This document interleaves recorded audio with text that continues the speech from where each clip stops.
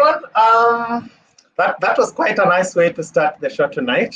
I never quite start a show by showing people a video, and today I decided to start the show by showing you a video.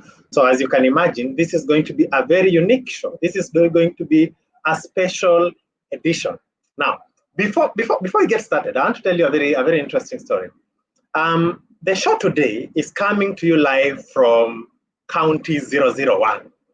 Now, if you are in County 001 and we have not met yet, you are doing yourself disservice because, you know, I am always awesome. Wherever I am, there's awesomeness. So you can do very well to just find yourself a way to meet me and we can have a writers conversation. I'll be having a conversation with writers on Sunday, so feel free to hit me up. We'll see how you can go about that.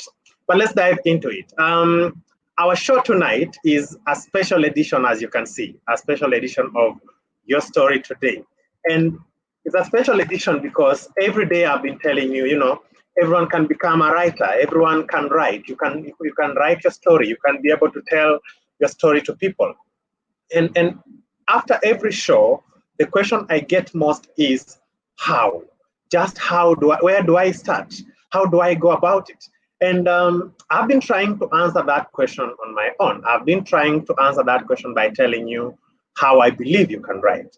But we thought today is a very special day to just bring on some people who have, one, written, two, they have been through the course, one way or the other, three, some of them are authors, some of them are just starting out, some of them are managers, and some of them are just people who are interested in writing from different points of view.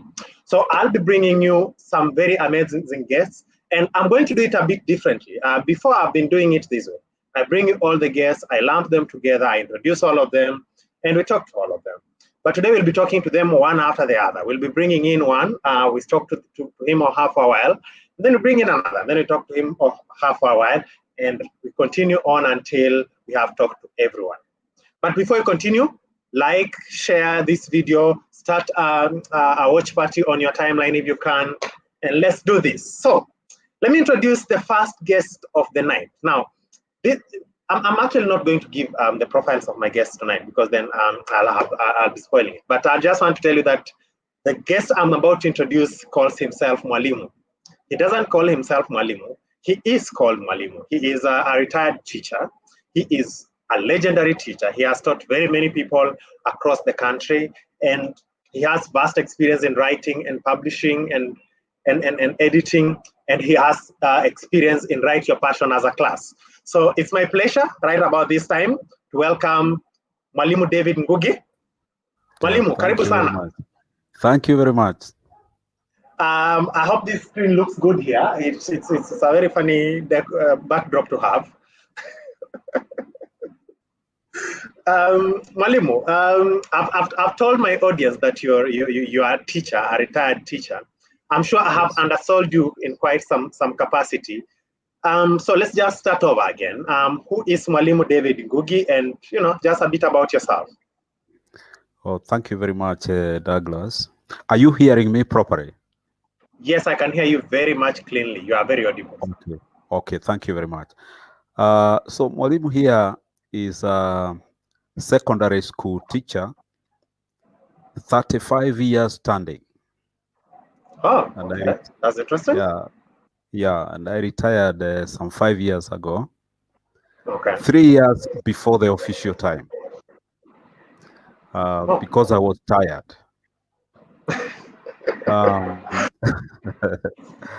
So when I retired, what normally happens, you look back on the life that you have read.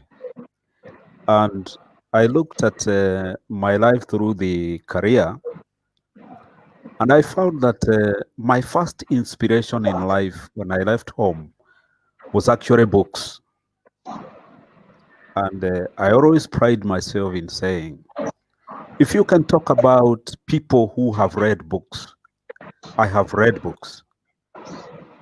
In the university, I actually used to quote pages of books, and people would be baffled because I'm not just quoting the text, I'm also quoting the page of a book. That's the way my mind was working. But upon leaving the university and went into teaching, you see, now I combined teaching, a little bit of reading when I'm able, but reading still remained my first love. I remember when I was again in the university, I used to occupy a place in the library that nobody else would occupy it if I'm not there, because it was my life.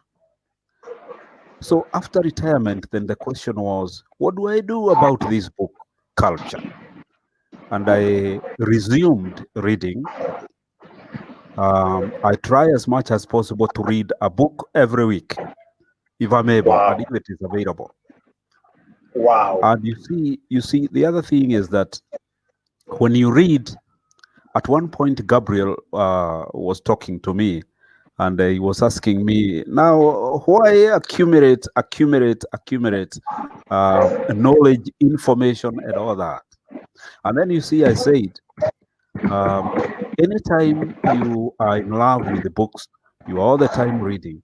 The next issue is, can you produce another? And that is what brought me to the Writers Guild. And I have, let me say, I have written copiously through my career. The only one thing that I have not done so far yet, and that is what I'm looking forward to, is actually publishing. And I'm sure it will come. I am essentially a student of history. I don't want to say I'm just a historian, because I'm reading all the time. So I'm a student of history, and my writings oftentimes reflect the understanding of history. That's who I am. That's excellent. Is it interesting that you say the only thing that you've not done is publishing? Because I was sharing with a friend of mine, and I was telling them that the only thing that I've done in writing is publishing. So we are on two paths that are meant to collide very soon, huh? And that will be very much interesting. Yes. Now, Mwalimu, you mentioned something, and I can see another guest in the background, but I want to keep her there for a minute. Yes. You mentioned something that you are a historian or a Yes. student of history, or Yes. also, I can say a teacher of history, because Yes. students are sometimes not very good students if they cannot teach the other students as well. Tell us a bit true. about your history. You're writing about history, and where you think history plays in the current writing, before we can even go into the course and how or the experience that you've had with it.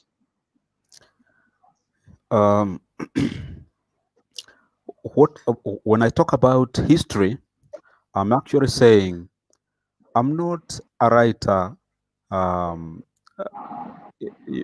of fiction. I'm trying to make a difference between fiction and other forms of writings.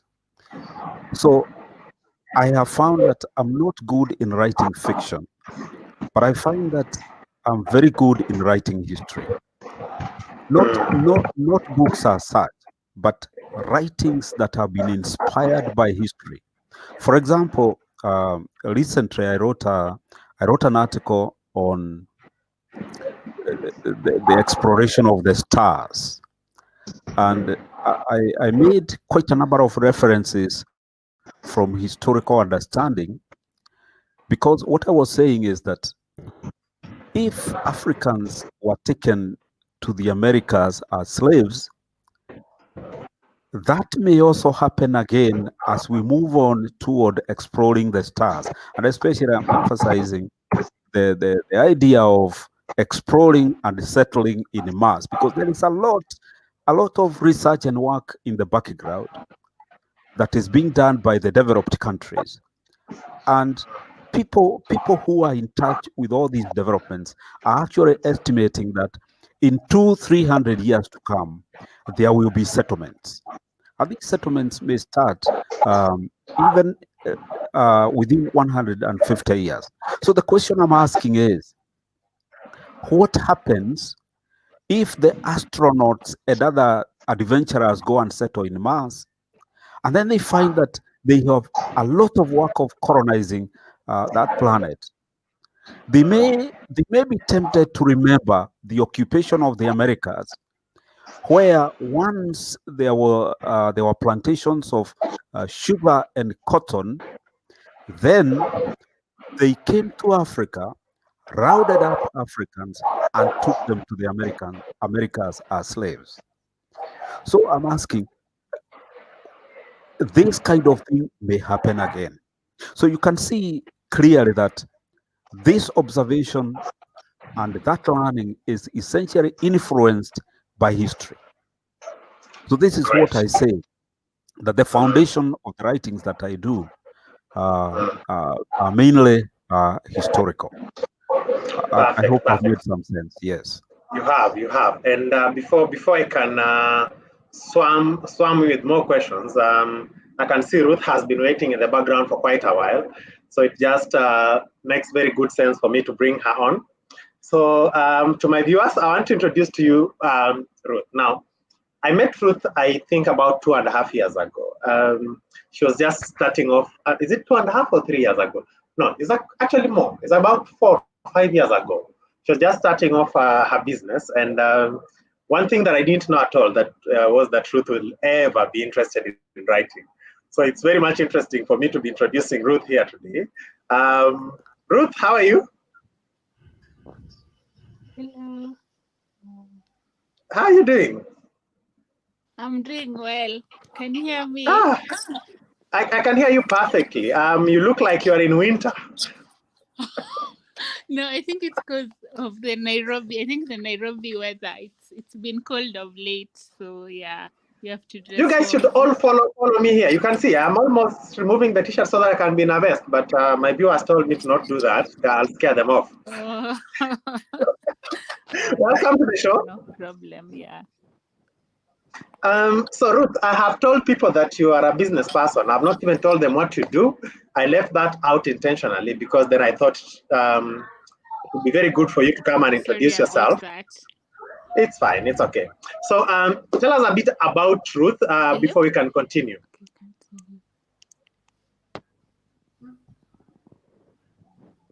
Ruth, can you hear me? Okay. You can hear me, Ruth? I think I'm losing Ruth for some reason. Yeah. Ruth, can you hear me? Okay. I'll let, okay, so Ruth can't hear me. So I'll let Ruth set up a bit because I think her phone internet did things, and then we can get back to her in a minute. She'll tell us about herself before she can proceed. So Mwalimu, as we wait for Ruth to come back, you are part of Write Your Passion class. Yes. I believe that was cohort 2. Yes. How did you come to know about Write Your Passion class, and how did you make up your decision to join? I had joined the Writers Guild some time before. I think it is in 2018.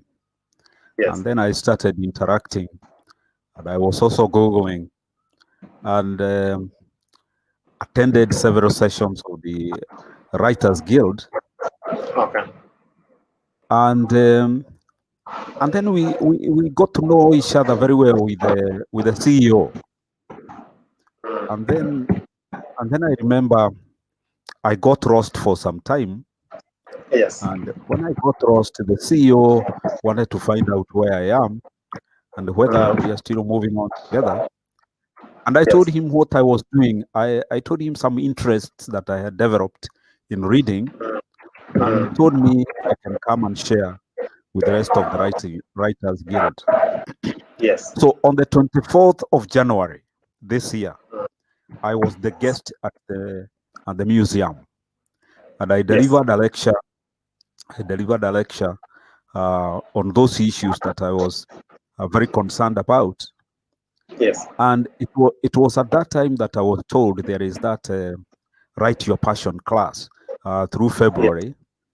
Yes. And as I left, then I said I would want to know more about Write Your Passion and also get to know more about writing.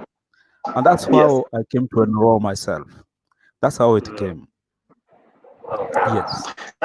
That's quite a story, because then we have a very interesting CEO, and I'll be speaking about him so much today, especially also just mimicking his voice. I like mimicking our CEO's voice. One day he'll wake up and fire me for that, and then I will figure out what to do. Ruth is back. Ruth, can you hear me now?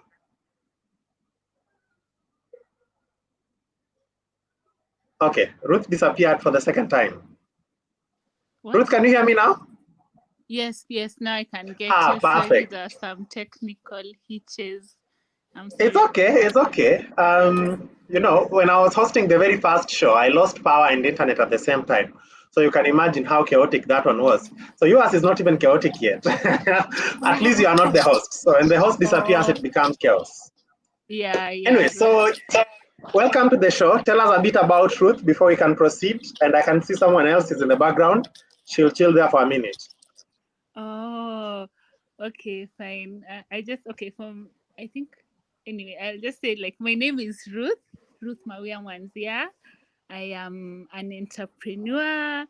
I am I'm an aspiring writer, or I'm a writer, by the way. I'm a writer in the process. I am looking forward to publishing my book.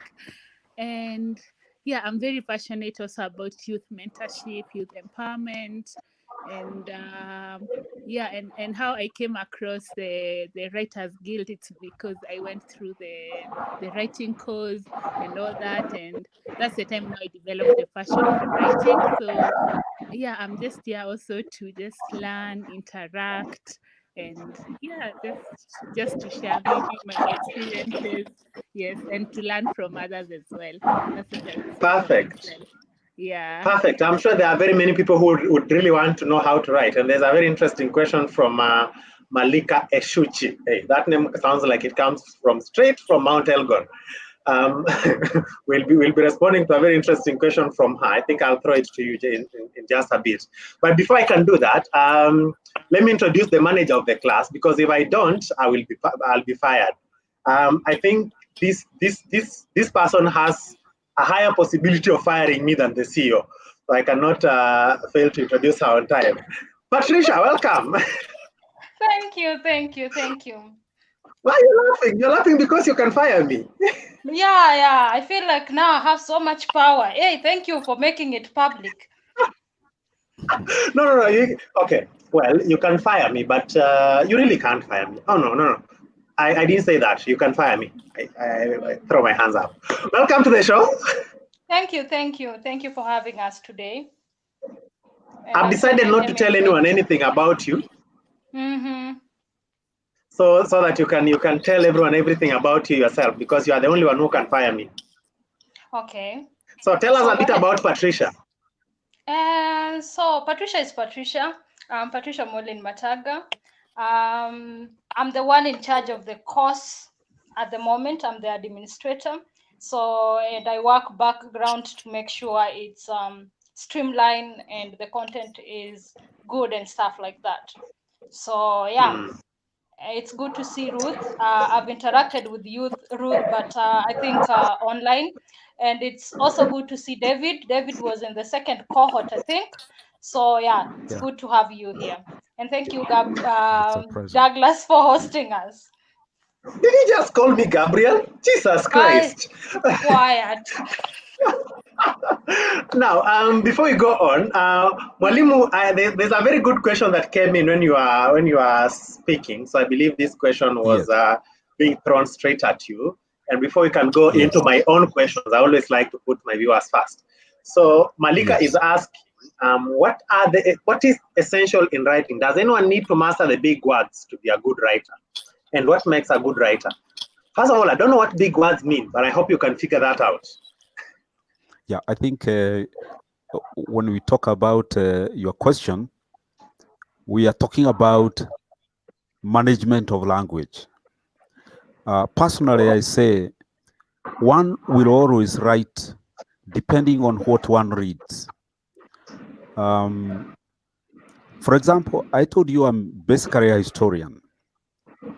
And you'll find that what I write will in many times reflect history. There are words that talk about history that you cannot use when you're writing fiction. Words actually capture certain phenomena depending on what you want to communicate. So what I have seen is people use language depending on what they are used to, or what is it you want to communicate. There is communication that you may not communicate with certain words. For example, when you talk about communication in science, then you have to use words that are scientific. You have to use words that fully capture the phenomena that you want to portray. The other thing that conditions somebody's choice of words, the diction, is actually the audience that you have in mind. Because if you are writing for students, then you must choose a language that students will understand. Language that students will understand. If you are writing for the common mwananchi, then you use language that common mwananchi will understand. And now, Douglas, that you have asked me about this, let me talk about that issue at a different level. You probably are familiar with a Nigerian poet known as Christopher Okigbo. Christopher Okigbo died in the 1960s, and Okigbo used to write poetry that many people did not understand. And at one point, there was a meeting in Dakar, Senegal, where he was given an award. And in that meeting, he was actually asked, Okigbo, who do you write poetry for? And Okigbo said words that have been quoted many, many times, because he said, poetry is not for non-poets. So in terms of the choice of his language, he was mainly communicating with the poets all over the world, but not non-poets. And people like Wole Soyinka apparently is of that thinking. Because if you look at some of the books of Wole Soyinka, he wrote for academicians. For example, there is that novel, The Interpreters. It is a book that is not to be read by just anybody. Yes, true. It is a book that has to be read by people who understand language as such. But you see, he has also written some books that are very down to earth. And when he's doing this, he is actually communicating now to people down there. So I think to answer your question, Douglas, I would want to say a writer is somebody who has a world view. Yes. Is somebody who is seeing much more than what we are seeing ourselves. And so he knows how to communicate with the many peoples that he is seeing. It is up to him to make a choice to be able to pass that message. For me, I think my writings will so much reflect academic language, not just the language on the language of the common man. It's mainly academic. And again, like I've said, because of the discipline that essentially I'm dealing with. Yeah. Great. Before you continue, there's a friend of mine called Ratilal. Ratilal Shah is confusing me in the comments box. He has come and shared a very angry emoji and then left 2 blank comments. I have no idea what you mean, Ratilal. Kindly come back and tell me what you mean. Blank comments and a very angry emoji. Okay, maybe it's my face. My face is sometimes too black, so it can provoke those emojis. Now, Ruth, this is actually supposed to be a kitchen secret. I'm not supposed to be knowing this. But actually here, that your story, what is the name of this story? Your story was called Kiondoni Express. I actually have a rumor that this story was one of the best in the class. Is it true? Was one of the what, sorry? It was one of the best during your class, or actually the very best during your class. Oh, not okay. Maybe okay. If they judged it that way, then I accept the compliment. But wow, it's actually one thing I would say is that I'm planning to publish it soon. God willing, it will be out. But yes, it's a continuing story, and maybe the only bits I can give it's more of a memoir, a journey of a girl from the village to the big city, and yeah, and the lessons she learns along the way. Actually, it's more of like maybe my life story, but in a fiction. Like I've written it in, I've used like other characters really, because I wanted to make it interesting. Yeah, so I think people should look out for it in the near future. I don't want to talk so much about it, but yes, there's something that is coming. Yeah, yes. Okay, so this book or this story that you're writing, because again, when you just say that you've said, I'm not going to ask you to tell us about the story, but then this story was inspired by you attending Write Your Passion as a class. Yes. That's how it came about. As you know, the way like Gabriel encourages people, and he kept on telling me, I see a writer in you, and all that. At the same time, for me, I'm also a motivational speaker. So every time I would get invited to give like a speech, people after that would ask me, or a website, or so I was like, now it's high time for me to actually write a book, because a book is good, because like you have you can keep records and evidence and all that, and it's something that outlasts history. And that's why I decided, you know what, let me take up the challenge and go through the journey. So I'm almost done with it. So yeah, I'm just waiting for it to submit to the editor and then to do the publishing. But yes, I'm almost done. Yeah. I hope this will not be judged as corruption, but the seat for the MC of the book launch has been booked. So we'll not continue booking anyone else for that slot. It's gone, officially gone. I don't know. I hope this will not be judged as corruption. Now, how was the journey for you to go through the class and interact with all these people who are also learning basics of writing like you're doing? How was the journey for you? Did you find it fun, like this show? Yes, I found it fun and interesting.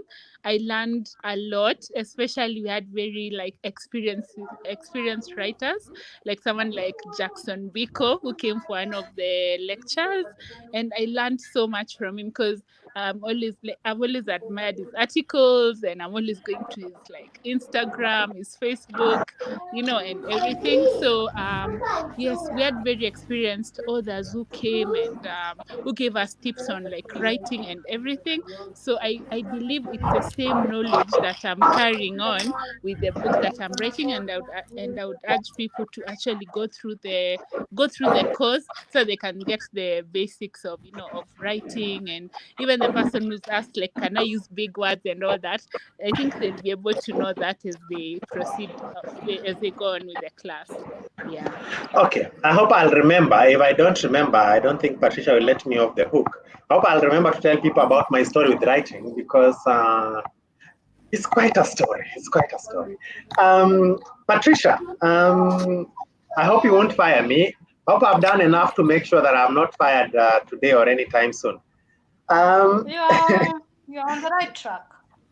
Perfect. You are the manager or the administrator of this class, right? Now, one of the things that is the biggest detriment to education in Kenya, and this is not actually true, but we use it as an excuse all the time, is money. We don't have the money. Can I come to your class for free? Well, Writers Guild supports some people, but to be supported, you have to be a member of Writers Guild. Okay. And not just be a member of Writers Guild.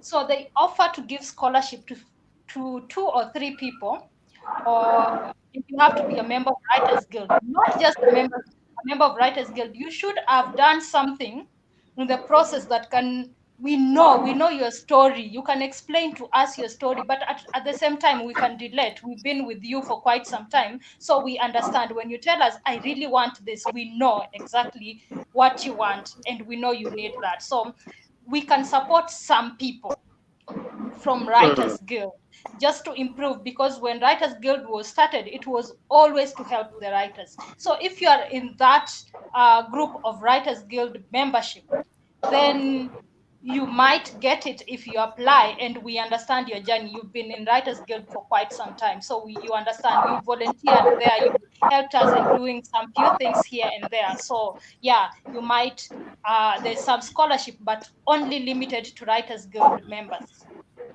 And if somebody could become a member tonight and also just do things for you in the next 1 week and get the scholarship? No, because when you become a member, you have to go through a mentorship program. So you cannot become a member today and want a scholarship today, because you have not passed through all the stages that makes you a member of Writers Guild. So immediately you become a member, you have to go through a mentorship program. So apart from you guys training me as a writer, you can also give me a mentor. Yes, you have to have a mentor, so you understand exactly what you're doing. So to be you are a member of Writers Guild. This is only for membership of Writers Guild. So you come in, you register, you become our member, but you get through mentorship. If it's poetry, you get somebody who is a poetry guru, and they'll help you through the process and all the time. And some of the time, it's the people from the course who helps you. So somebody who already has the knowledge. Yes. For the outside world, the ones who want to join the course and they do not have money, we have the payment plan. So you come up, you tell us, this is my payment plan. I know I cannot pay the full amount once off. Some people can pay once off, but I cannot pay once off. So this is my payment plan. I'm going to do it in 2 months. So we understand your payment plan so that we can see how to work with you on that. That's interesting. A question a bit out of topic though. Are you always that serious all the time? Yes, I am very serious all the time, depending. If I'm hungry, then I'm more serious. But right now, I'm a bit. Okay. People have to take me seriously here. Please don't be hungry during the show, because we don't want you to be too serious. We want you to keep it where it is. We are really doing well at the moment. So let me keep you a bit in the background. I'll come back to you in a moment. And let me go back to Ruth before I go back to Mwalimu. Ruth,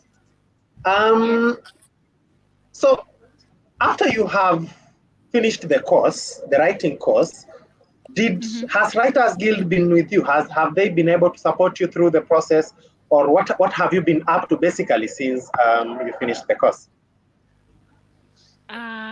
Yes, I would say yes. There's been a lot of support, especially I think through after you finish the course, you're like enrolled into, we are all in a WhatsApp group for the Writers Guild WhatsApp group, where they post like updates on what is happening. There are also a lot of Zoom meetings and all that, just because of Corona, everything had to go like online, so you don't get time to like do like meetings physically, but we have virtual meetings and everything. Though I confess I've not been very active on Zoom, but yes, there have been a lot of support and all that. And then also what you can also do, like the Writers Guild, you can actually submit an email. Like if you've written, like, let's say 3 pages of your book, and you want like some reassurance from the editors, or from the people who trained you, you can actually send an email to them. They review so so far, like they review what you've written, and then now they can correct you, tell you what to add, what to remove. So yes, there's that mentorship where they hold your hand and they walk with you along the journey, and they always call to ask you where have you reached? Are you procrastinating? Are you writing every day? For me, yes, I feel there's that guidance that helps me keep motivated on all details. Yeah. Okay, Malimu, I'm coming to you next. But Patricia, very Yes. quickly, Malika is asking, Yes. how does one become a member? So to become a member, there's a link. I don't know. I cannot share the link right now, but you'll call the number. The Writers Guild number is somewhere. Just call the number, and I'm going to guide you in how to become a member. Okay, so the phone number that Patricia, the very serious lady, is talking about, it's floating right below your screen. So if you can just check on your screens, you can see that number. Call her. She's the one who will pick it up. It's not me. You will not be hearing this voice. You'll be hearing a better voice than this one. So she'll be able to guide you on how you can move on with that. So let me keep the ladies in the background for a minute and come back to you, Mwalimu. Yes. You mentioned that you do try to read a book every week. And I have two questions around that. Number one, is this something that you've developed over time, or is it something that just occurred to you? How did you come to start reading that much? Thank you, Douglas. You see, I've told you I'm retired. Mm-hmm. And in retirement, it means one has time. But I also said it is something that currently developed in me as a student. You may not know, one of the people who have been challenging me about writing is a lady who is actually doing it posthumously. You know Margaret Ogola, the author of that book. Yes, I do. Margaret was my classmate. Oh, and Margaret was my classmate. From 1 to 4, we were in the same class. She was sitting just ahead of me. And after Form 4, Margaret and I went to Alliance. Margaret went to Alliance Girls, and I went to Alliance Boys. So we had an academic journey of 6 years together. And after that, you see, Margaret became a doctor and became a writer to produce the books that we know today. I myself went to teaching and did not do a lot of writing as Margaret did. So the reason why I'm giving you these stories, right from the beginning, there was an English lady who taught us English. She was known as Mrs. Little. And that lady actually put us into the culture of reading, into the culture of working with the books. And I want to tell you, it was not a small matter because it got into me in a very big way. I was lucky, like I've told you. I went to schools that had libraries. And I made use of those libraries myself. I've also told you that upon getting to the university, there is a place I used to sit in the university library that was almost synonymous with me. And it was mainly reading.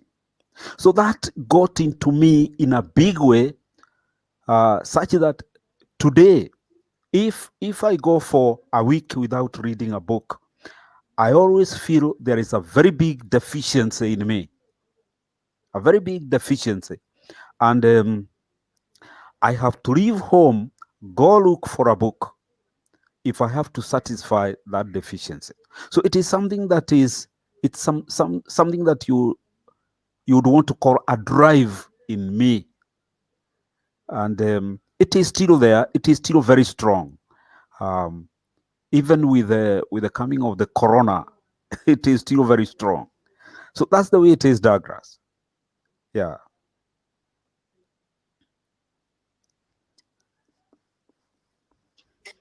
It's pretty interesting that you mentioned that there was a special place for you in the library, because there was also a special place for me in our library when I was in Kenyatta University.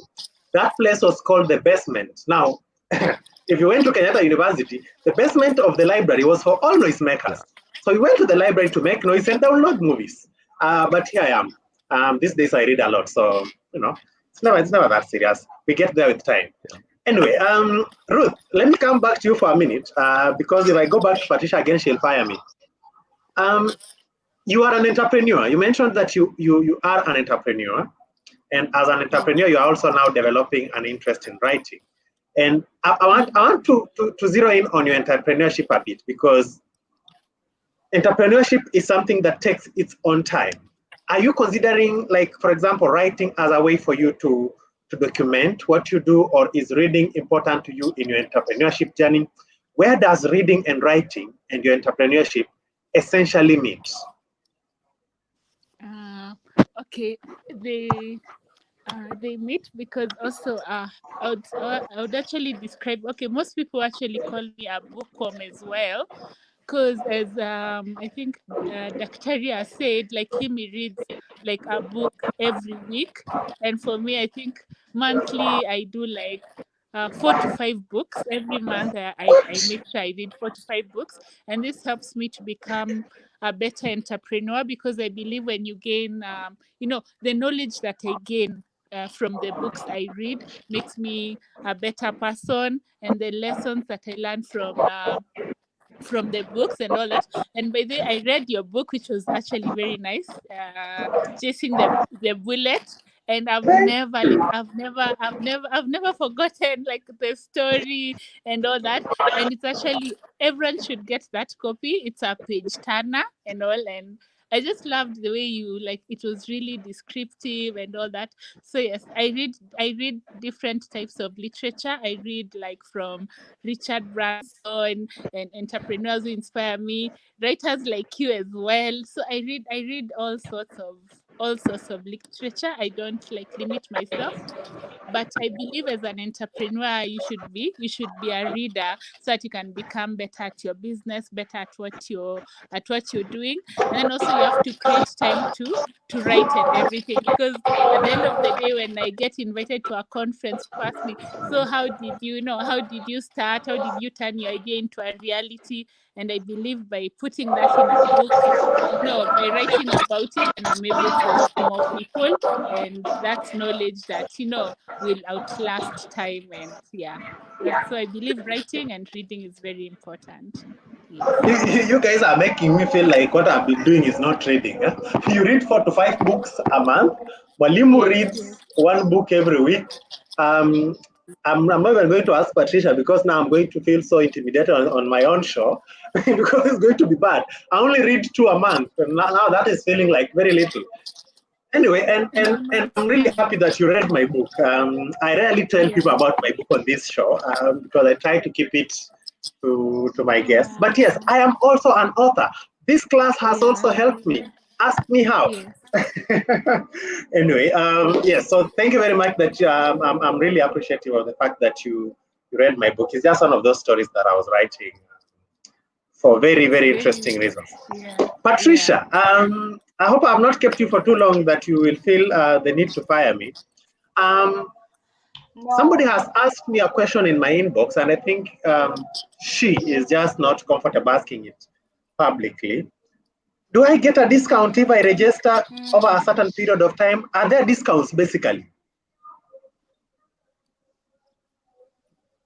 You are muted. In fact, right now there's the discount. Okay. Tell us about that. In fact, right now there's discount. If you ask Ruth will tell you she paid 39,000, right, Ruth?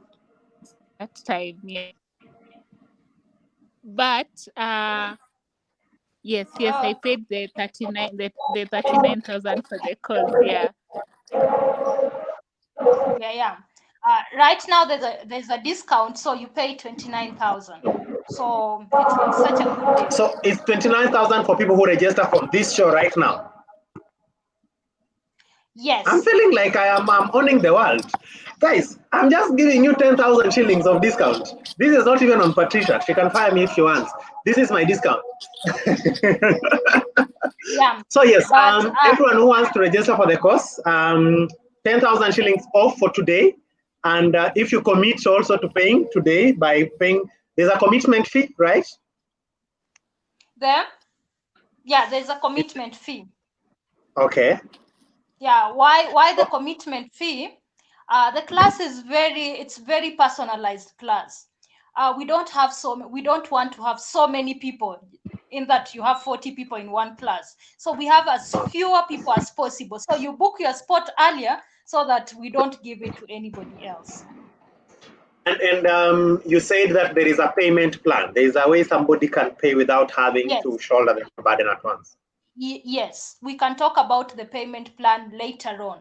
It's actually you as a person who gives me your payment plan. Okay.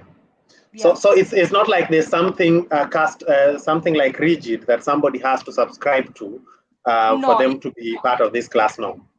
No. Okay, that works. So whoever was asking whether there are discounts, yes, tonight there's a 10,000 shilling discount. That is about 25%, more than 25% off if you register tonight. And if you pay your commitment fee only, you'll be considered registered, and then you can be able to proceed. There's somebody who I need to take to court for using my account. I don't know whether this is Gabriel or whether this is Vera or whether this is Patricia. It's one of these scandalous people who are bringing scandals on my show. No, this is Gabriel's handwriting. I am truly happy that we are here. What a discussion. Mwalimu Ngugi is truly inspirational. He is a walking library. May we keep writing the future of tomorrow. This is Gabriel's writing, right? This is Gabriel's handwriting. Yes. and this next one has to be Vera's handwriting. Ruth is so calm, and that is what a thinker always requires. I always look forward to listening to you. I remember the session we had in Naivasha. Hey, you people are in Naivasha? Okay. The speech you gave is so fresh in my mind. Now, you people are going to have to stop using my account because I'm going to sue all of you. Mwalimu, let me come back to you for a moment. And yes. I like that you are taking a cup. When you are where I am, when you are in this count that I am in, you cannot even take water in a glass because it becomes very little. So you have to take it in a big bottle.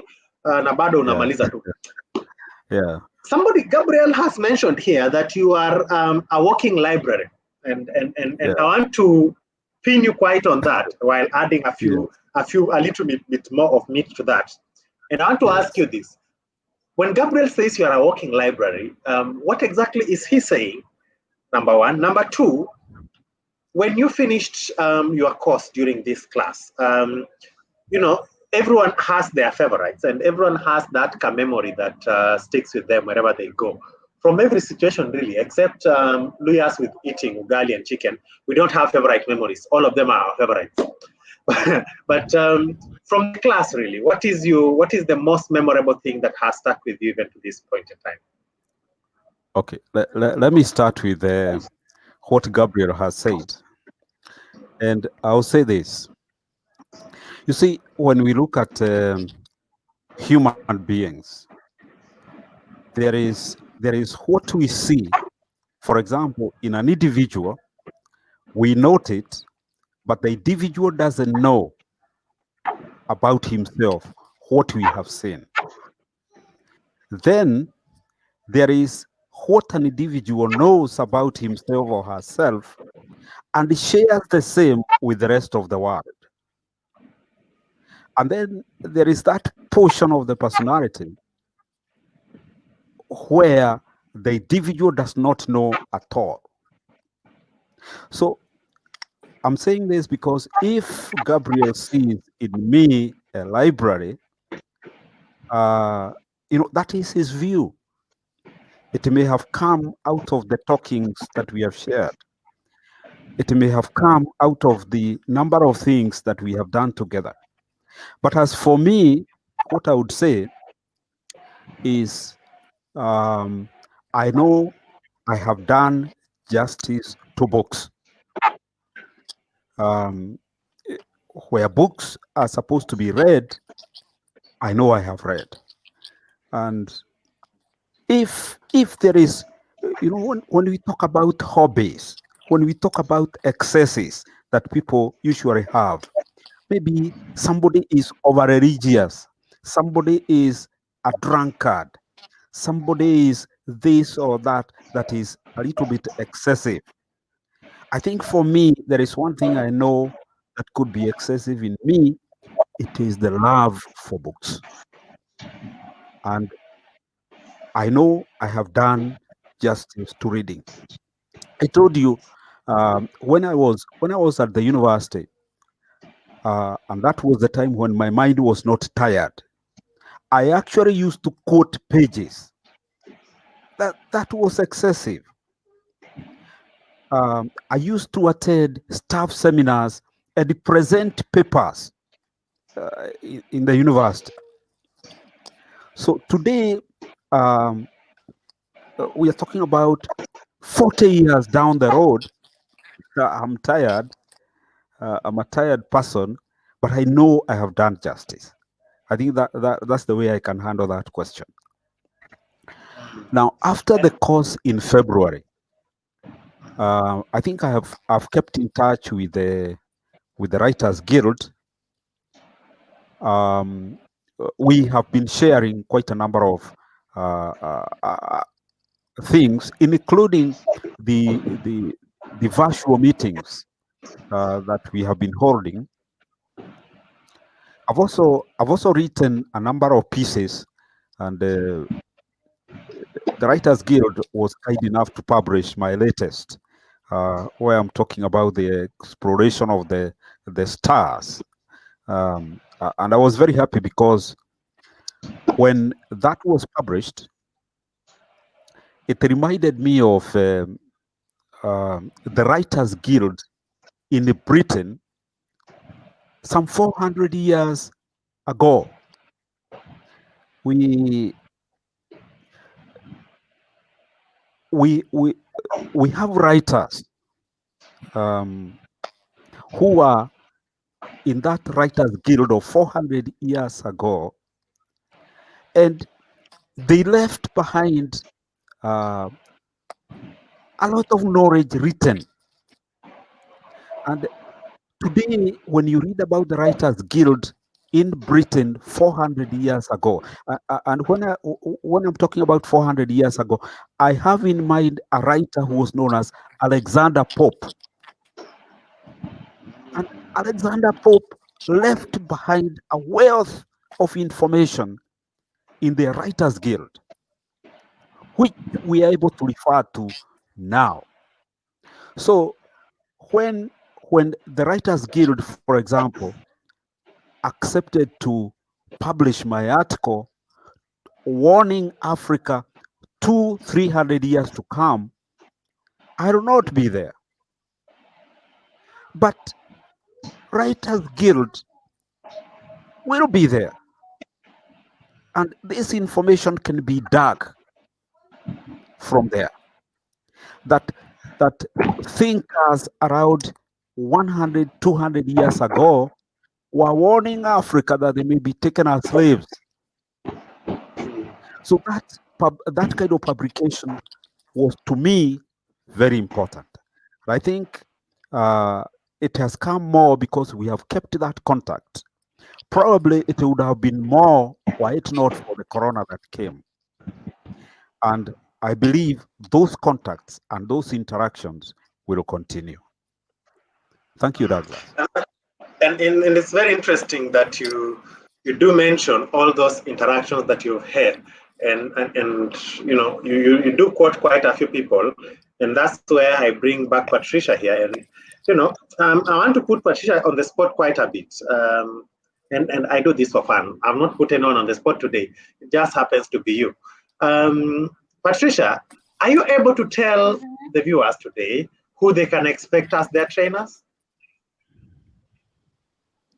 Yes. Yes and no. Okay. Where do we start? Let's start from the no part. So I'm going to give you Okay. a tip. No, I'm going to give you a clue. Okay. And then so that you get intrigued. Okay. Let's do this. So I'll give you like one of them. Okay. And then you'll get intrigued. So one of the people we should expect is Kinyanjui Kombani. So Kinyanjui Kombani takes us through, he gives us a tour of the publishing industry. Not just that, he also gives us a tour of how you as a writer can use social media. So that's how far I'll go today. Wait a minute. But there's so many people. I can sell my book on social media without inboxing people like Nigerian scammers. Okay, sorry, my Nigerian friends. So if you want to know more, Douglas, if you want to know more of how you can sell this book and also write other 10 books, please come to the course. You need this course for only 29,000. Yes, I am getting 25 discount from my own show myself. This is going to, I'm going to make history. Getting discount for myself for my own show. Now, I'm not even letting you off the hook yet because I shared this post somewhere and somebody has said, ha ha ha ha. She's very serious. She's single. I don't know whether we are going to answer that question now or later. Tell the person if he comes to class, is he a he or a she? Why would a she be asking such a question? It's a he. You know, I do not want to offend people and everything. So, yeah, if it's a he, tell him, please, he can register for the class and then we'll talk more once he gives me his work to publish. We'll meet so often and who knows what will happen. Okay, I am not so sure I want to be involved. I am not involved in this one at all. Hey, she says that you inbox her and go to class, then you can continue the rest from there. But that was quite off the hook, wasn't it? Now, Patricia, you talked about the scholarship and you talked about it quite extensively. There are two forms of scholarship here, and a member of Writers Guild may be wondering, is this a full scholarship or is it a partial scholarship? And number one, what happens after graduation? Do I pay for the scholarship back? Do I not pay it back? And if I paid for myself, what happens to me after graduation? These are so many questions in one. So one, is it a full scholarship? Two, what happens after graduation to both the scholars and those who are self-sponsored? Okay, so it's a full scholarship, but okay, so you pay everything. Yes, 100% paid. Yes. Okay. So this scholarship is in this way. If you miss even one class, you're going to pay for the course. Okay. So in this scholarship, you have to commit yourself fully. Okay. You cannot miss any class because if you miss, then you're paying. Okay. Yeah, so it's full scholarship, but make sure you're committing fully. And ikipata corona, anyway, God forbid. It's on Zoom. It's on Zoom. We'll get you everywhere. So it's only the laptop that will get infected. And what happens to me after class, though? Once I've graduated, wait, is there a graduation? Kuna wengine hatuku graduate, so can we graduate on this one? Yes, there's a graduation. You get a gift pack. The recent class, the Scandalous class, got a gift pack. As much as they attended it through Zoom, they got a gift pack and they got their certificate delivered to your door. Okay. And they didn't pay for the delivery? No, we do everything. Everything is in there. And once I get this certificate, then I can also use it in very many other forums to even gain entry into other writing courses, right? Yes. This is perfect. Ruth is back. Ruth, I've been asking to ask you this question, and I can see how it's running very fast. I'd rather ask it now. You mentioned earlier that you are interested in mentorship, or you do mentorship, right? Yes. So let me be a bit mischievous here and also put you on the spot. So you will write a book on mentorship once you are done with the one you are writing now? Okay, fine. It's something to think about. But first, I want people to have a taste of the first one before I say which the next one that I'm going to publish. But yes, the first one actually also touches on bits to do with mentorship and everything and all that. Okay. And what's this called? I also have a mentorship like platform myself, but this is just for now young people who are doing like entrepreneurship, who are into entrepreneurship and all that. So and at the same time I'm also being mentored also as a writer and everything. So I believe mentorship is very important, it's very key, and it's something that also my first book is going to be touching on, so that at least when I get feedback after I publish my book, then I will know which path I'll be able to take. Yeah. Yes. Perfect. Yeah. I will be specifically looking out for the mentorship part, because I like putting people like on the spot, and you'll be my guest for this one. There's a very long comment that I've been trying not to read for the longest time, but here we are. You can see it's even covering everyone on the bottom of the screen. So everyone on the bottom of the screen, you are blurred by Fanon. Fanon is saying, I am exhilarated to be here. Man, hii maneno nzito nzito ndio Mwalimu alikuwa anauliza. I am exhilarated to be here. Mwalimu Ngugi is my role model when it comes to doing justice to books. That's very good. Mwalimu is here. He's also my mentor. Oh, Mwalimu should be clapping for himself right now. He mentioned how the audience determines our writing and gave us an example of Wole Soyinka. True. I agree with him. I also do. In economics, John Maynard Keynes solely wrote for economics. Now, John Keynes, I want to tell you guys about John Keynes. This guy, John Keynes, is the person I hated most when I was in school. This guy was sitting there and waiting for everyone else to write a theory. Then this guy comes and writes content that is bigger than the theory, criticizing the theory, which was always harder than the theory. And then he was always confusing us all over the place. I don't like John Milton Keynes, but anyway, I passed. So Keynes has nothing on me. So Mwalimu, that's one of your mentees, Fanon Kihu. Yes. Appreciating you right over there. Let me say something. Yes. Let me say something, because he has mentioned John Maynard Keynes. And yes. because these are some of the names that normally are in my mind, because John Maynard Keynes' theories on economics actually ruled the world through the 1940s to the 50s, before Friedman now took over giving theories of economics to Presidents Reagan and Margaret Thatcher.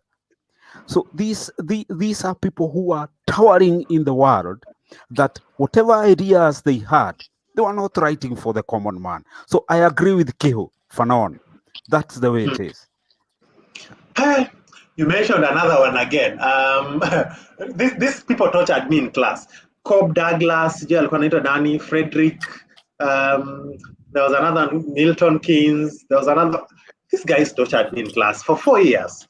Anyway, Gabriel is throwing another question here and is saying, please ask Ruth about AfriBiz Academy. Ruth, your swali imeishia hapo. What is AfriBiz Academy? What does AfriBiz Academy do? And how can somebody be part of AfriBiz Academy? Oh, okay, fine. So AfriBiz Academy is a mentorship platform where we offer mentorship, consultancy, and also coaching and all that. So this is just for any person or a young person who wants to start a business, and they are either at the idea stage, they don't know what type of business they want to start, or they have started, they want to scale their businesses, want to grow their businesses and all that, and also for people, for organizations that need, consultancy services on how to grow, on how to get better and everything. So and it's also, we also use very personalized experience, and also just as my journey, and I also really share about my journey when we are having these sessions for Freebies, how we've grown Kulautas anyway to 80s and all that. So if you want to enroll, you can check out our social media pages, Instagram, Facebook, and also they can check out our website. Also, when they go to Google, just type Freebies Academy, and it will bring you more information about what we do, and our contacts are there. Once you email us or call us, then we'll be able to respond with more information about it.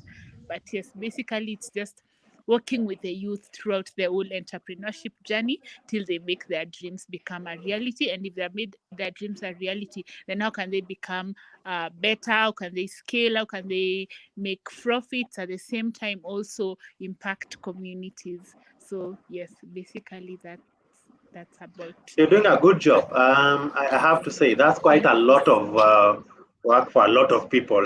You are combining work for like 10 different stakeholders, and that's really, really good. So keep up that good job.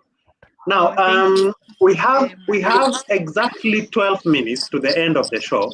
So I'm going to, and I can even see Mwalimu's young ones are asking, why are you here for an hour? So I want us to go through a round of one question for each of us, and then we'll do our closing remarks. When you are doing your last round of remarks, I have so learned that it's always wise for you to start with your post, because that's the one person who can fire you on the spot. So let me start with you, Patricia. When somebody gets into Writers Guild through this course, they will become members of Writers Guild if they want to. Is there anything else that these people can look up to? I know you ran something on Saturday. You can tell us what it's called. I'm not going to say, and very many other programs. Are there some other benefits that these people can get being members? Sorry. So when you actually graduate, you become a member of Writers Guild. We have different categories of membership. So there's the beginner one, the affiliates, and then we have the incubates. So Ruth and David Ngugi are the incubates, which means they have more knowledge. They're very close to Tunza members. Since we are not talking about membership today, I'll not expound on that. But Ruth and Mwalimu are the incubates members, which means they have more information. They're more advanced. And then as the incubates, well, they attend the lecture and there's something happening. Now they have a representative who is also planning so many things for them. So after you've finished the course, you are under the guidance of Writers Guild. In most cases, if you come to us and you need help in some other things, you pay consulting fee. But for Ruth and David Ngugi, they cannot do that. They're not going to pay consulting fee. We can actually help them without them doing anything. In fact, the school fees has that incubate fee inside. So when you graduate, for 1 year, you are just there. We are guiding you. You can ask anything you want. You can reach out to us whenever you feel like you want to reach us out to us. We can post if you bring an article, we post it in the website, the way David Ngugi is doing. We edit it and post it in the website and give you the feedback. All right. For the benefit of this person who is this gentleman who has not let me off the hook in terms of whether you are available or not, there is a follow-up question. And it's asked in the most Swahili way possible. So I'm just going to read it as it is. Boy child hapa anasumbuka sana. Lazima nikuje kama niko na accent. Now, before you even answer that, I'm just going to put you on the spot part 2. You are quite well traveled, right? Yes. Tell us about that. Let me guess. You've been to Europe. You've been to more than 4 countries in Africa. Have you been to the Americas? I don't know. Yeah, tell us about all that. No, I've not been to America. So yeah, I'm not going to lie to you. I've been to America. Okay, this guy will take you there. No worries. Okay, he can take me there first. Then he'll find me there. So what was the question again? Okay. Yes, tell us about your travels. I just want to know where you've traveled to and how it was, especially Netherlands. Also, Netherlands, I liked the, well, a bit staying in South Africa, but I went to Europe to do something for a year and few months. And I stayed in Netherlands. That's where I spent most of my time. And I really liked their culture, and they enjoy sharing. It was more to me like a cultural exchange. They enjoy learning more about us Africans from ourselves, without listening to TV, without listening to other things. And it made me also understand how people value their languages, because they value their Dutch, in that when you arrive there, you have to learn Dutch. For us, we do not value our Kiswahili, in the case that when somebody arrives here to work here on a project, we don't force them to learn Kiswahili. But other people, you'll find them, like in Dutch, I had to learn Dutch. Like, I was given two options. You're either going to learn Dutch or you're going back to where you came from. So I had to learn Dutch. So I wish we valued our languages the way other people are valuing their own languages. Also in South Africa, I had to learn Afrikaans. I had to also learn a little bit of Zulu and Xhosa. I don't say it very well, but it was really an advantage when you apply for anything and you tell them, I have the advantage of this language. So it also made me realize we don't see people, especially our youth and ourselves, valuing our languages, because we feel like when we talk English, we are so much advanced and all that. And then we ignore, we don't write in Kikuyu, we don't write in Luya, we don't write in any other language. We feel like if we write in English, then yeah, we are good and all that. We have to sing now in English. We have to sing in Luya, we have to sing in Luo, and we have to also encourage writing from our languages. Our Kiswahili, I'm also trying to learn Kiswahili, in that I'll be able to communicate with it fluently without having to ask help. I'm just wondering, when somebody from Greece comes to Kenya and you are telling them to learn Kiswahili, which Kiswahili do we send them to? The Kiswahili from the coast, the Kiswahili from Western Kenya, or the Kiswahili from Kariobangi, which is a Kiswahili and English and another language put together in it for it to be called Sheng? I have no idea, but I really love that. And Gabriel is also bringing scandals about your travels, and he's asking in the comments for me to ask you about the roadside bookshops. I don't know what roadside bookshops are. So in Netherlands, there's something called, you can make a bookshop, not a bookshop.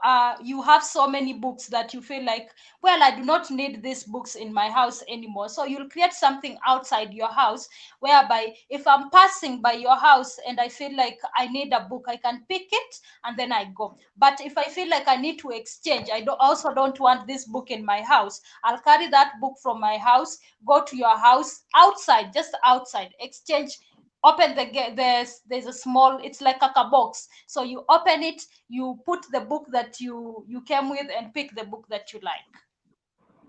So and you have talked about Swahili, and then somebody has just woken up from wherever she was sleeping. Phoebian is coming in the comment box, and she's saying that she'll be teaching Swahili tomorrow in an open session with Oyunga Pala.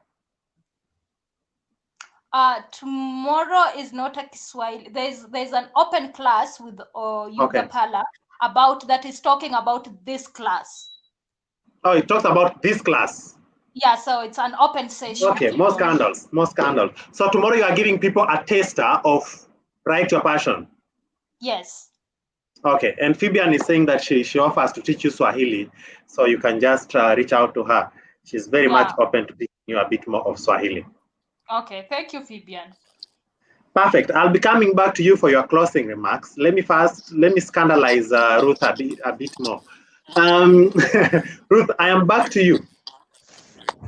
One of the things that have impressed me about you most is how you have been able to be versatile in terms of how you've grown from. I'm not going to talk about the village, but then your story tells us about all your journey, and then you come into entrepreneurship, and then you've come into mentorship, and then now you are into reading and writing. One person asked me a very interesting question, which I want to put you on the spot with. Where do you get the time? I believe that time is created, and yeah, and we have the time. We don't have to have excuses that you don't have the time and all that. I believe that time is created, and when you wake up early in the morning or sleep very late at night, then you can be able to have time. You have to have, of course, you have to have the self-discipline and everything. Like for me, most of the times I wake up early. I wake up at 5 a.m. and all that. And for me, I'm more of a morning person, so I know if I wake up 5 a.m., then by 6 I'm with my laptop, I'm there, I'm writing and all that, because I know in the evening I'm probably tired because I'm coming from my office, from my job. So I prefer writing in the morning. But what I would advise is that the early mornings and the late nights eventually they pay off. So I would say that time is created, and sometimes you have to sacrifice your time, especially if you want something so bad. Then you have to sacrifice your time. You don't always have to sleep by 10 p.m. or 11. Sometimes you can even sleep at midnight and burn the midnight oil and all that. But what I'm saying, it's that you have to create time. You have to time is a resource, and once it's gone, and you can't recover from wasted time. So, and the time is just right now to do it. So don't like the time maybe you spend watching a movie on Netflix or watching news and all that. You can spend that time to write and all that. For me, I don't advocate for for me, I don't watch news because most of the times they're negative. So maybe that time I put it into a better use and all that, and not in a bad way. For me, it's a conscious choice not to do it and all that. I can get the updates, but I will not sit there for a whole hour, like maybe watch news and all that. So that time I dedicated it to doing something. So yeah, it depends on how you use the time. So I believe time is a resource we all have. We are given the same 24 hours. So I believe it's how you balance the time, and you can always it's, for me, I find it better writing in the morning when your ideas are fresh. And then also one thing we encourage when we're at the Writers Guild class, it was that just write what comes to your mind, and the editors will go through what you've written. They'll be able to correct your spellings and help you throughout the whole journey. So whatever comes into mind, instead of always procrastinating, just take your book, like when you're sleeping, just have your book beside your bedside table. Whatever idea you have, just jot it down, keep on writing, and eventually you find you've published, like you're ready to publish your book. So I believe there's time for everything. Yeah. Yes. One thing that I like how best you said it is that time is always created. So if you create time, you will have time. So I believe that's very powerful, because then it gives people that impetus to know that time to read 2 books a week, or like Malim said, he reads at least a book every week or 4 books every month. That time is there. It's just upon you to try and divide your time into baskets, because then that's the best way you'll be able to learn more. So if you want to know more about all this, join tomorrow's session, and they'll also be giving you a bit about how you can be able to divide your time in terms of reading and writing. Oyunga Pala and I believe Eunice Kilonzo will also be there. These are 2 very interesting people that I've interacted with, and I can tell you that will be an interesting show. Now, Mwalimu, let me come back to you for a bit. And this is a question that somebody asked. I don't know who asked it, but I can just remember the bits of it. You will, either during this course or during the course of some Writers Guild businesses, you'll be training about the history of reading and writing. And I just want to ask you a question that is connected to that. And yes, what do you think? What place do you think history has in the modernity of reading and writing? And how can we use the history that we have to inform the choices that we make in terms of the literature that we consume, especially in terms of our own literature? Because one of the things that I've been handling on this show the most is the fact that Africa, and then when we dig deeper into our own communities, minority communities, the Luyas, the Kikuyus, the Luos, there is no much literature on our own things, not because we didn't have the information, but because we didn't document it. So how can we use our history to inform our choices in terms of what we write and what we read? And that even ties into what Fibian talks about in terms of our languages. Okay, thank you, Douglas. Now, our CEO requested that I do something about the history of writing, and I think we have agreed with some of our officials that I'll be doing that preferably Friday next week. Writing, like history, the two disciplines are very closely related. And for example, let me start with an example from history so that I come to the writings in our communities and all that. You see, the kind of history that was in Africa before liberation was the history of Europeans in Africa. But since independence, a lot of effort has been made to write history through the optic of the African. With this, I want to commend Tanzania. Tanzania is far ahead of other countries in Africa, and all that we can do is actually copy. Tanzania came up with a book that was edited by Professor Kimambo and Temo, A History of Tanzania. It is a book that explains history from the African study point. Now, with respect to, and of course, the rest of Africa has copied and is still doing it. Now, there is this man who has been a writer, most prominent writer in Kenya, Ngugi wa Thiong'o. Let me say, we have no relation. I like emphasizing that. The names are coincidences. Very important. Yeah. In fact, I only met him once in 1977, more than 40 years ago. Now, that man advocated the writing of our literature in our mother languages. And there is a lot of importance in doing that, in that only a language can capture the essence of activities within a community.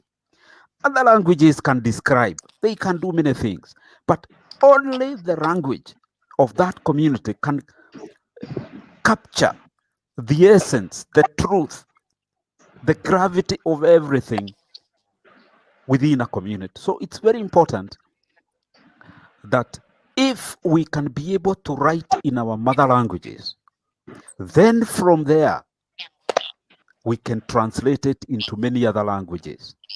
But it is very important because first and foremost, it will have been written through the optic again of the indigenous peoples.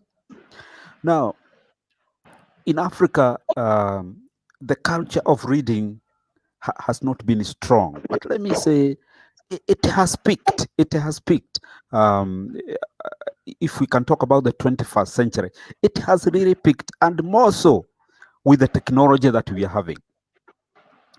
I told you I am a historian, but these days what I'm reading more than anything else are issues to do with technology, because you ignore technology, you perish. It is there. It is changing everything. It is changing even us.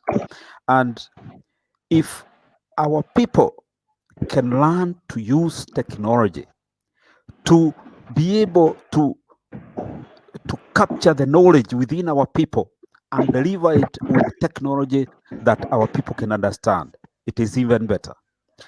Next week, I'll be giving a history of how writing came to Africa, how writing started in Europe, in other empires, and so on and so forth. But if we can be patriotic and capture everything in our own languages, the better.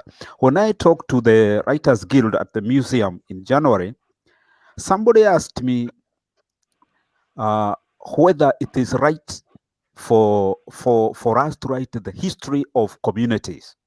Say, for example, you have a history of the Abasuba, you have a history of the Luya, you have the history of the Kalajins. And I said, it is very important because when you look at all community, including the Jews, we always talk about Jesus having been born within a lineage of a people. So all people have their own history. And it is very important that this be done by the people who talk those languages. Then from there, they can actually be translated and so on and so forth. So I am a supporter of all those things because I believe that with the technology that we have today, for example, even this week, I've been reading about the computer and how computers normally manage languages, how a computer can be able to predict even words and so on and so forth. Now, with all these things coming close to us, we better make use of them. First of all, we deal with our own history, our own literature, and then translate it with the technology that is available to the many other languages that are available to the people who want to read, but only after we have satisfied our own people. I think that's what I can say, Douglas. Now, while we are still at that, Mwalimu, there are a few questions which I think you are best equipped to answer here. The first question is coming from, I believe, Sitso Kwaku Agbemenu. Hey, man, this name is hard. Sitso Kwaku Agbemenu is asking, what is the future of Swahili readership in Kenya? Seems like books like Kisima cha Giningi and Anasa are out of print till schools need them again in their curricula. And I'll tie this to something else. You know, what is this thing about we only remember about books from our indigenous communities or our indigenous backgrounds when we want to put them as set books in schools? So that's one. The second question also comes from him, and he's asking, is oral literature still being collected in Kenya? So I think you can respond to those two. And I think again, just as a side note, I know Fabian is on this show, and she's quite passionate about Swahili. In fact, one of the comments that she has given me is very long here, and she says, "Okay, just to be clear, I'm just feeling pain within my skin when we don't embrace our own language, and that's why I've said I'm here for anyone who wants to read, write, and talk Swahili. We do not need to have coastal Swahili or accent, just like we don't need American accent to speak English. Do we? No, we don't. Let's embrace. It's the right time we have a try." I think I need to host a show for Fabian alone and other Swahili people so that we can dig deeper into indigenous reading and writing in Kenya, because I believe also that it's very important. But back to you, Mwalimu, about the issue of our Swahili readership in Kenya, and why we just remember our cultural books when we are talking about set books. And two, what is happening to oral literature in Kenya? Thank you very much, Douglas. You know, when I was looking at my watch, you also noted a small boy coming to me. Yes, I did. Yeah, this little boy is my grandson. He is very fond of me, and I'm equally fond of him. Okay. He is known as Kyle. Now, this boy, we talk in Kiswahili. This boy, we talk in Kiswahili. In fact, the language that he knows is Kiswahili. And my experience with respect now to this little boy is that when we people are growing, learned people, the middle class in this country, was teaching their children English. In fact, I myself taught my children English, but my grandson here is Kiswahili. What has happened? We have come a long way, and the situation is such that if you look, Douglas, at the world today, look at this man who is worrying everybody, known as Trump. He's talking about America only. Look at the British people. They are talking about Brexit. They want to be alone. Other nations, they may not put it that way, but historically we are in an age where the forces that are stronger than anything else is nationalism. People want to be a nation by themselves. And you can even see, for example, today, one of the big problems we are having of the invention of the vaccine for corona is that every country want to be the first, but collaboration which would have given us a vaccine did not come faster, simply because of that nationalism. Here in Africa, Kiswahili is going to be one of the outstanding languages. And personally, I see a lot of hope. That's why I've given you the story of my grandson. If you look at Kenya, you look at far distant regions like the Congo, that region, Tanzania, and so on. Kiswahili is becoming very strong. In Tanzania, Kiswahili is even ahead of English. So that we are now in an age where nationalism is more emphasized than globalization. Then personally, I see Kiswahili becoming even more important as we go by, and I believe it's going to be even more strengthened. I was reading a book about how they are trying to make computers be commanded by the use of language, and some of the functions that they are doing. Sorry, one of the successful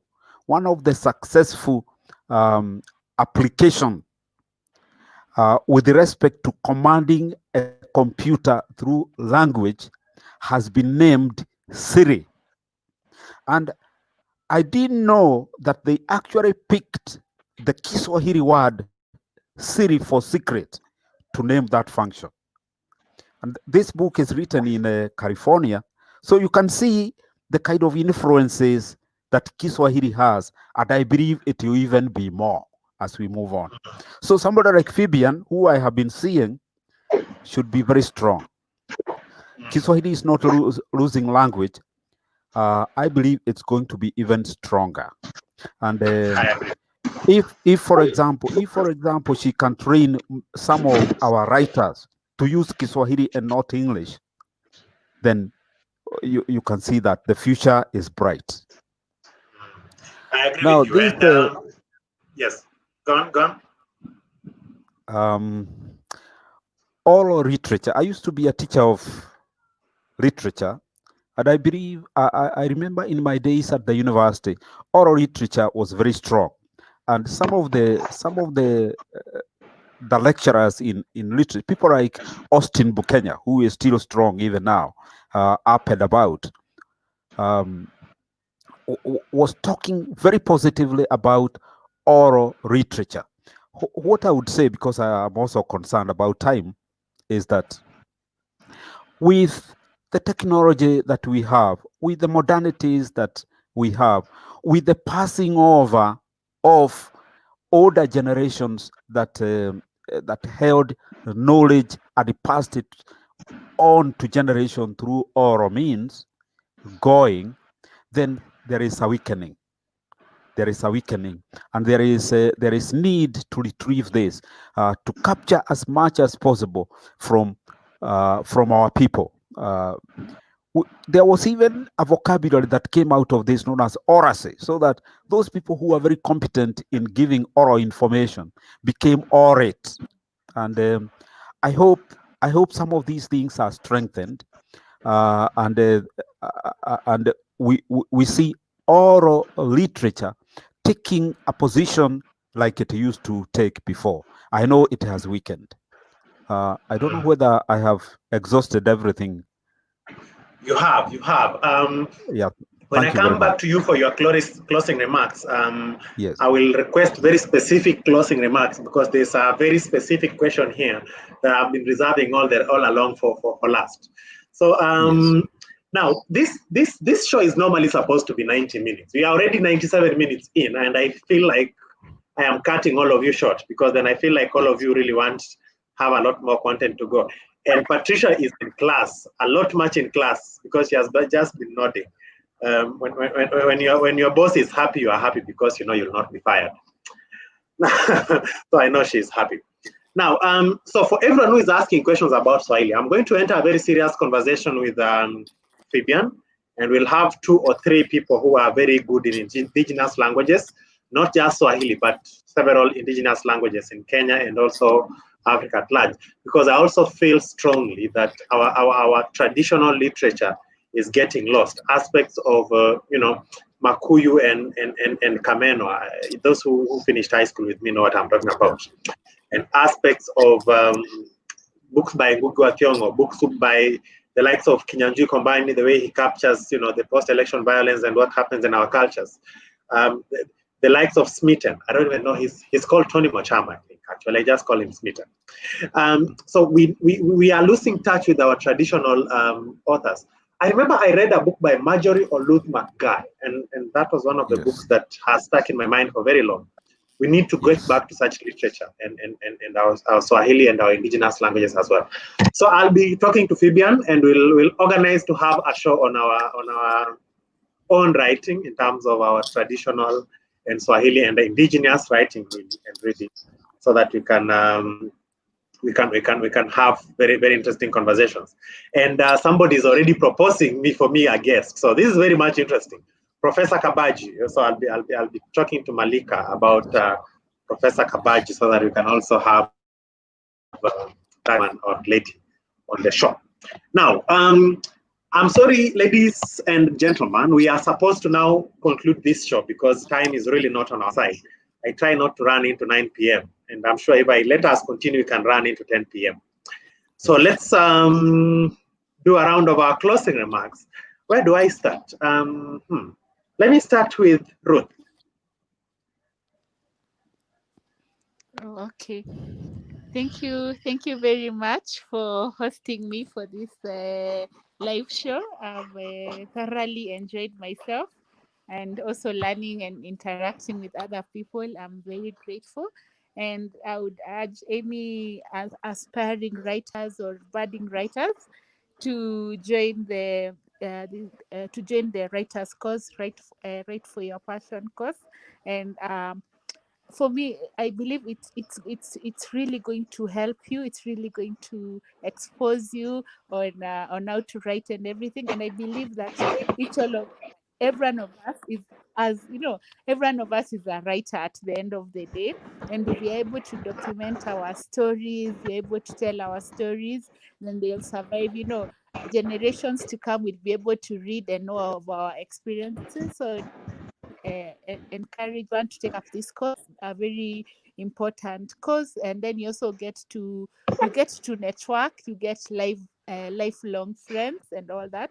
So for me, I'm grateful I went through the class, and in that way I'll be able to publish my book. And anyone who wants to take up that path of writing, I would encourage them to actually follow Writers Guild. And yeah, I'm grateful to God for the opportunity, and yeah, I'm looking forward to also grow as to continue growing as a writer, and not only to publish one book but to publish many books. Yeah, so that's what I would say. Just join the course, and it's worth the time, and there's the value for your money. That's what I would say. Thank you very much. Yeah. I hate to edit people's closing remarks, but you have a product on the streets that we can buy, right? What? Sorry? You have a product in the market that we can buy as part of your business. Yes, and do you want to tell us about it? Yeah, maybe I can mention. So even as you go to class, you need to stay hydrated so that you can stay motivated to write. So you need to have some cooler waters and all that. So you can order for some cooler waters, and also I think we'll work with Gabriel to see how how the students, when they come, they'll be getting the water and all that. So yes, it's something that we'll see how we can partner with Writers Guild, so that also when students come to class, they're also able to access the product, so they can be, their motivation can remain, because you always need, you always need something to, quench your thirst as you write. So yes, we have Cooler Waters. Check out our pages and get to know more about us. Thank you very much. Yeah. Good. This is just about the best time for me to reveal that you are a CEO of one of the largest water companies in Kenya. It's called Cooler Waters, K-O-O-L-A water. So if you are looking out for it, in fact, I don't know whether I should just type it in the comments. It's called Cooler Waters. Put it in the comments because I can't. Yeah, so check out Ruth company. It's called Cooler Waters, and if you meet Cooler Waters on the shelves of your supermarket or on the streets, buy that, because then that's the water that we drink as writers. Any other water is a scam, is a scandal. Thank you very much, Ruth. I'll hold you around for just a moment. Patricia, my boss, your closing remarks. You are on mute. You've muted yourself. I can't unmute you. Dude. Oh, sorry. Good. First, I would want to say thank you. Thank you for hosting us today. And thank you, Ruth and Mwalimu Ngugi, for coming. It was lovely interacting with you here. I've learned so much from you. The other thing I would want to say is there's so much stories where you're staying, everywhere you go. And sometimes you find it so hard to document these stories. Are you in that position? Have a story, but don't know how to go about writing that story? Then I'm the right person to talk to. I'm just here. You can talk to me, and I talk nicely. So you can talk to me, and we'll see how we can make you a good writer so that you can tell your story, not somebody else coming to tell your story. We want you to tell your story from your own perspective, how you saw things. So yeah, you need this course. And if you want this course for real, there's an open class tomorrow. Come for it. And I assure you, you'll not regret this. Next time, we'll be publishing your book. So that's it for today from me. Where will the class tomorrow be? On Zoom? Yes, the class will be on Zoom. Okay. Let me find so people should check out the Writers Guild Facebook page. I'm hopeful that you will share the Zoom link there. Okay, yeah. It's perfect, there. Perfect. Okay, it's already there. So check out the Writers Guild page. The Zoom link is there so that you can pretty much attend. It's called a tester class. It's just part of the class that you'll be attending, just that you'll also, yes, you'll also be attending free of charge. CISO is asking whether the class is open. Yes, it is open. So just go to the Writers Guild page. You'll find the link somewhere on the event that has been created, and then you can be able to attend. Fabian has written another long comment. Thanks so much, Mwalimu, for the compliment. And yes, I do have Swahili Ecclesia every 2 weeks, like one next weekend. Yes, there's one next weekend. See, sashimi speakers and writers are many. Sashimi speakers and writers are many. I'm seeing Africa Rising, and this can only have one tool to be where it is if we all speak Swahili. East Africa community has a time range of 15 years from 2017 to try and enhance Swahili. You can see the results in our national commissions, and I want to thank you so much, Gabriel Dinda, for the opportunity you gave us to do what we do. So that is from Fabian. Mwalimu, I've kept you wondering what comment I want you to respond to. So let me just show off some of the comments. Sito is talking about the river between and the rest. Yes, those are the ones you're talking about. He's also suggesting to me another guest. Gabriel Dinda, if you are listening, kindly contact Sito on my behalf so that we can get those contacts. And also the contacts from Malika so that we can get them. Now, Mwalimu, the question that I've been keeping for you is the one on the screen right now from Kwaku, and he's asking, what about writing in Africa before the scramble of Africa? Does I don't even know what that means. That is hieroglyphics, Amharic script, and lingua sacra, such as Adinkra symbols, gold weights count. So I think he's asking, do the writings before the scramble for Africa count as African literature? Okay. And then you'll give us your closing remarks after responding to that. After responding to this, yeah, let me say Yes. this. When next week I'll be looking at the history of writing, some of the issues that will come will be the hieroglyphics, for example, which was the writing that started in the Nile Valley in Egypt. We shall be talking about the cuneiform writing. We shall be talking about the Amharic in Ethiopia, and so on and so forth.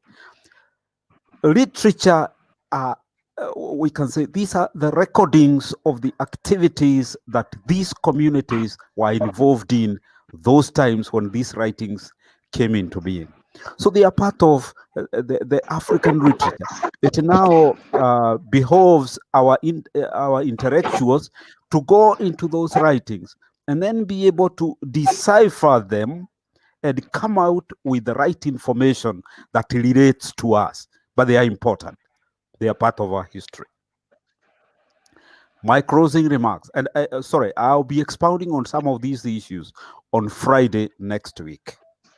Perfect. Now, my closing issues, I want to say, it's always a privilege to be invited to participate in a forum like this one, and I feel very honored that that happened.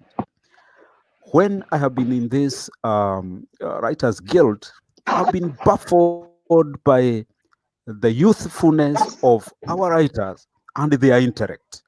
So all this needs to be harnessed.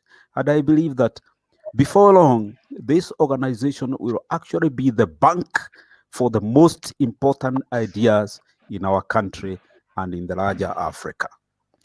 As I close, Douglas, I want to close by with the words of written by Shakespeare, quoting the blank of Castile. He said, "We shall be remembered. We few shall think themselves accursed. They are not here." Thank you very much. Thank you very much. That's quite an interesting way to end. Now, I want to apologize to all of those people who have sent in their comments and I've not been able to read them on screen. There have been quite a lot of comments coming in, so I've tried to read as much as I could, but clearly I could not keep up with the pace. But I've tried to post the ones that were questions to our guests. Those who have asked the questions about indigenous languages and Swahili and all those, I've tried to avoid some of them or keep some of them for the sake of the show that we'll be planning with the good guests that you suggested and also along with Phoebian. So I will keep you updated about that and we'll have that next time. So thank you very much for tuning in today. It's always a pleasure having all of you here. It's always a pleasure having all of you every Friday. Next week on Friday is going to be hot. Next week on Friday, we are hosting the First Family. By the First Family, I mean we are hosting the CEO and, okay, how do you put this? The CEO and the CEORS. Jesus Christ. I'm going to be taken to prison for just making a feminine word out of CEO. We are hosting the CEO, we are hosting the CEO's family. So we'll be having the author of A Diary of a Miaha, Her Excellency Vera Dinda, and the author of, is it Stories of My Youth? Wait, no, it's not that. I'll remember the title correctly. We'll be having them next week. Questions of My Youth. Questions of My Youth. Please don't fire me. The book is in Nairobi. I'm not in Nairobi. So we'll be having those two CEOs, and the CEO, those two are beautiful people. And the CEO has also published another book about publishing, and also the deputy CEO, I'll call her that, has also published another book about touring Nairobi. So we'll be talking about the literature next week, and this is going to be very much amazing. So tune in next week for that. The week after next week, we are talking about money. So we'll be talking to people about money and traveling, tuning for that. Then hopefully we'll have our chapter on indigenous writing before we can go to sadness and grief. So those are our next shows. So we have lined up very interesting shows for you in the coming weeks. And I hope that I can be able to catch up with you next week and the weeks after. Thank you very much, Bonwi. Thank you for tuning in. Konebulai, I don't know how you say Lala Vizuri in other languages like Kikuyu.